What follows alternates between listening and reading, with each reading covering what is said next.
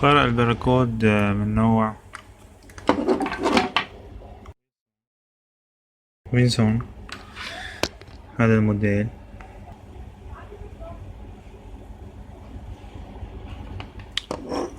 هذا العنوان تبعه. هذا موقع علي بابا.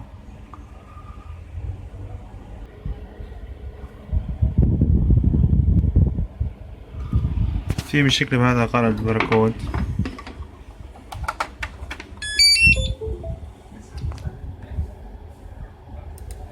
لما نعمل له سكان على المنتجات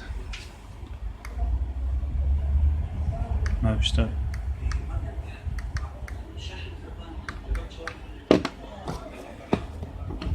هي كيو ار تاني،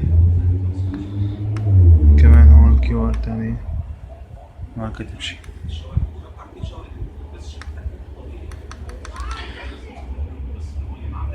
هذا راح نفكه ونشوف شو العطل تبعه. في هون 3 براغي بدنا نفكهم. هلا بعد ما فكينا الجهاز، طبعا هاي الوصلة بتجي هون تركب هون. بعد فكيناها وفحصناها بالنظر، بين معنا هاي القطعة. قلنا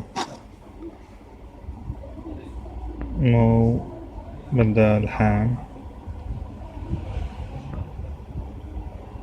رح لحم هاي القطعة انا هون وارجع اجرب الباركود.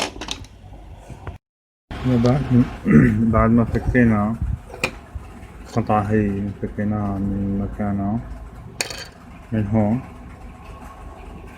استخدم الفليكس والكاوي حتى نثبت هاي القطعة من مكانها هون.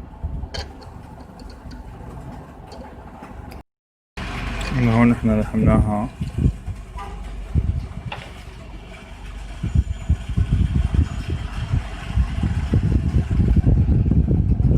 نرجع نوصلها مع هذا الكونكتر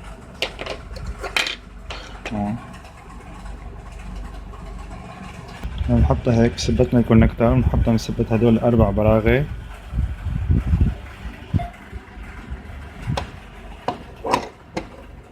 ثبت الغطاء 3 براغي.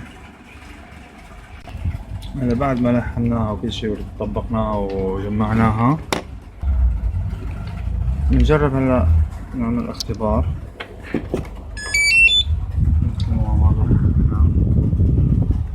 ناخد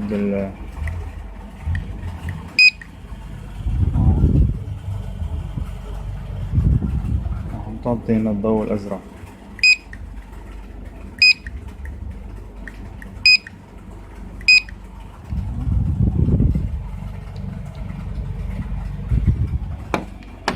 كله صار نظام.